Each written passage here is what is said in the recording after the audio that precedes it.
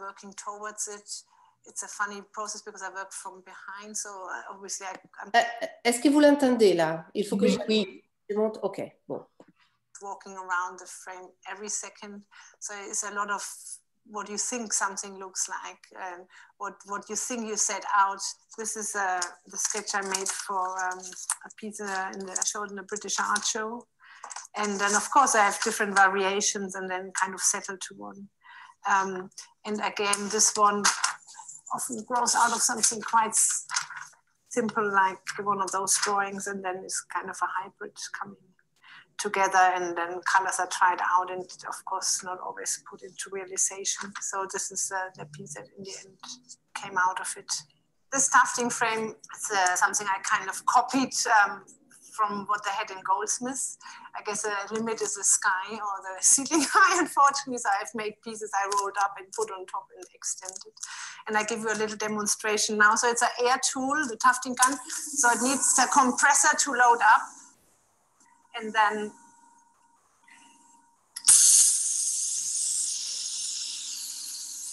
it's, I have a drawing outside. So let's say I have a semicircle. I would just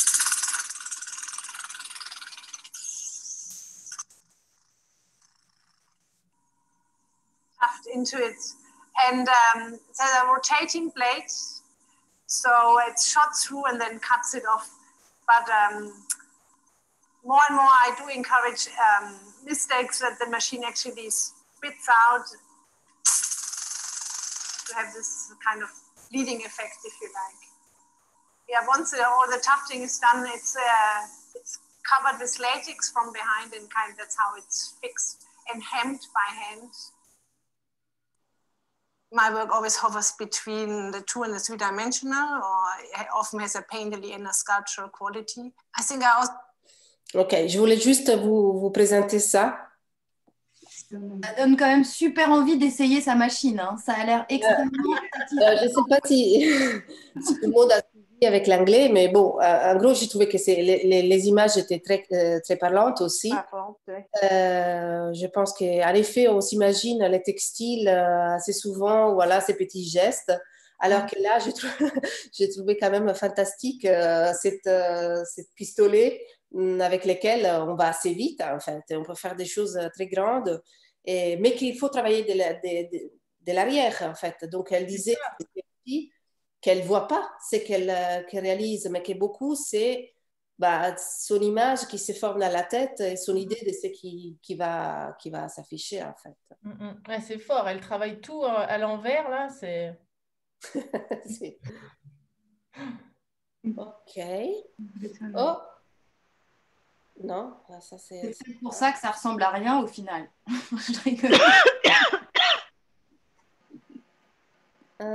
Pourquoi ça m'a fait ça? Bon. Je pense. Ok. Et on passe à un autre artiste. Après, on pourra rebondir si vous avez des questions. C'est un homme, là, on va parler... Je vous avais dit, là, le nom de la... Caroline Chantre, c'était le nom de l'artiste avant. Et là, on passe à un homme qui est américain, Will Cruikshank. Bon, je suis sûre que ça ne se prononce pas comme ça. Mais en fait, vous voyez, il réalise des choses très, très bizarres.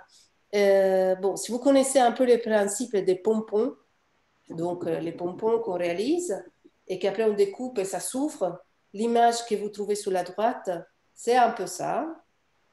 Et alors l'image que c'est plutôt sur la gauche, en fait, il les réalise en mélangeant de la résine plastique avec des flocons des tissus.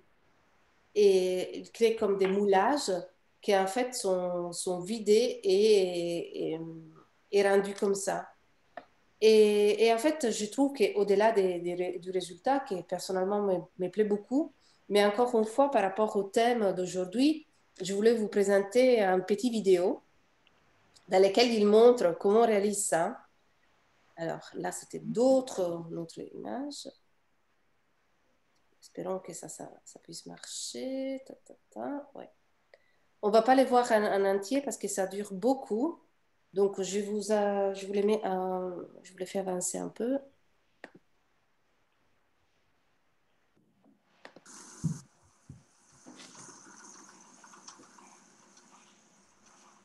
On ne voit pas, hein, Christina. On voit pas? Non. Comment on voit pas? Vous voyez une vidéo? Non. Non, hein? Non? Non. Ah, ok. Alors, attendez. Moi, j'ai cliqué sur... Sharing, le share window to the front. Alors, attendez. Je relance les shares.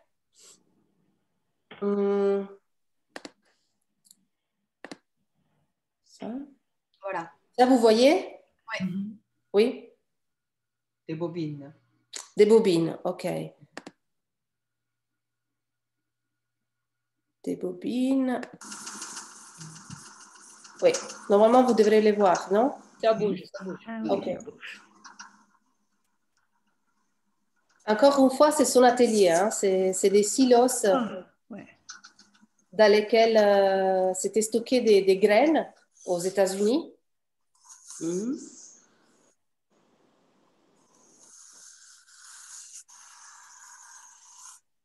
Ça me rappelle la dissection. Coucou Yamina. Bienvenue, bonjour. Coucou, je suis avec vous depuis tout à l'heure.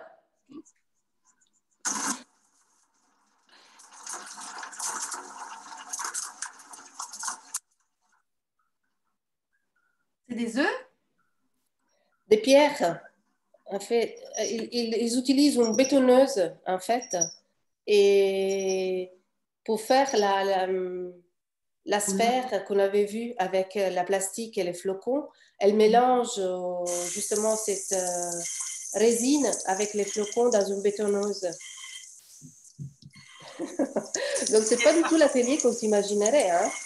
C'est pas uniquement l'artiste avec les fils et les couleurs, mais il a fait plein d'inventions de machinerie et comment il peut travailler les choses. C'est fantastique, la bétonneuse, scieuse, je sais pas quoi, une table, bois récupéré et tout. Super.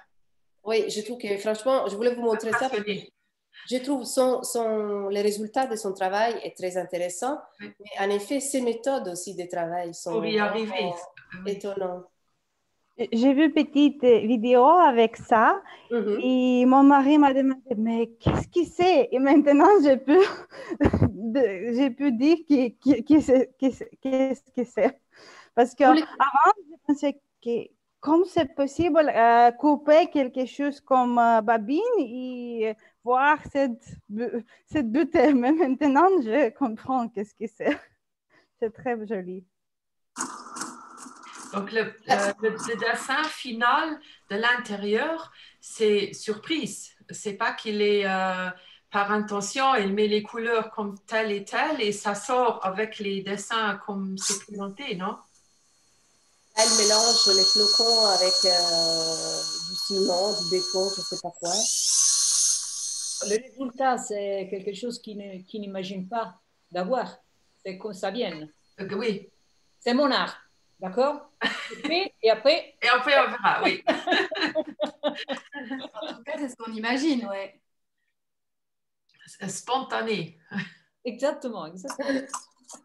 C'est vraiment génial. Impressionnant. Je dois montrer ça à mon mari après, parce que lui, il est bricoleur avec le bois et tout. Ça doit l'impressionner. Et moi, je trouve que c'est vraiment... Il a créé ces petits outils, hein, parce que vous voyez, il a bricolé aussi tout ça. Il a mis, vous voyez, pour créer les petits seaux, il a collé du scotch, il a mis des choses parce que si ça tourne simplement, les bétons, ça va durcir avec les boules d'air à l'intérieur. Et chose importante, il faut de la place, hein, parce que là, on ne fait pas ça en appartement. Là, justement, là j'arrête. Justement, vous voyez l'image d'avant, c'était on voyait les silos. Voilà, c'est ça, c'était ces silos, c'est son atelier. Il ne travaille plus dans ces silos maintenant, mais j'ai trouvé que c'était wow. Justement, pour se dire aussi, bon, l'art textile, ce n'est pas que du fil et des aiguilles, dans un atelier silencieux et avec une lumière sous son boulot. C'est vraiment top, alors merci. Mais je pense quand même qu'on disait qu'il y avait une part d'aléatoire, mais je pense quand même que le coup des pompons, Oui. À force d'en faire, enfin, je veux dire, il sait exactement comment mettre son fil et tout. Enfin, je ne pense pas qu'il y ait trop d'aléatoires après coup, quoi. Non, non. Je pense qu'il maîtrise bien sa technique. Ça, de savoir quand est-ce Et, qu'il faut mettre la couleur pour que ça s'intègre de tel. parce que sinon, je ne sais pas si vous avez essayé vous-même de faire des pompons. Parfois, on voit des tutoriels sur Internet, on fait des pompons, on peut justement enrouler des couleurs et faire des pandas ou des choses comme ça. Moi, j'essaie une fois, mais ça demande quand même, si vous mettez un peu les couleurs comme ça et vous découpez, ça devient de n'importe quoi en fait. D'ailleurs, Gwen, ça me fait venir à l'esprit que peut-être aussi pour tes enfants, Ouais, je l'ai noté. L'idée est géniale. Ouais, bien vu. faire des Ouais, pompons ou des choses comme ça avec des différentes couleurs, ça pourrait ouais. aussi, une fois découpé, ça s'ouvre. Si tu veux, on peut t'envoyer ou chercher des tutoriels, mais je pense que tu trouveras aussi sur Je vais Internet. regarder. Non, non, mais l'idée est géniale. Merci, Christina. Super. Ok. Bah, je ne sais pas si ça vous a inspiré. Christina, juste une question. Tu as dit que oui, il utilise des flocons de tissu. Comment il réalise les flocons de tissu? Je ne sais pas si c'est des shoots d'un autre processus qu'il récupère ou s'il est de quelque façon, parce qu'on voit que c'est vraiment comme des flocons en fait. Donc, je ne sais pas si vraiment il prend les fils qui est déjà bien enroulé, disons, et qu'il les ouvre parce que ça devient un travail fou. Mais je pense, parfois, je ne sais pas si vous voyez des plaids qu'on utilise dans les chantiers pour ne pas salir avec la peinture, qui sont très foncés, sont noirs, et ils ont des brins de tissu à l'intérieur. Je pense que c'est un peu les mêmes sources. Donc peut-être il va récupérer ces matériaux-là qui sont utilisés pas vraiment qu'on ne peut pas trouver vraiment dans des magasins, des broderies ou des fils ou des tissus, mais plutôt dans des fournisseurs de produits de construction,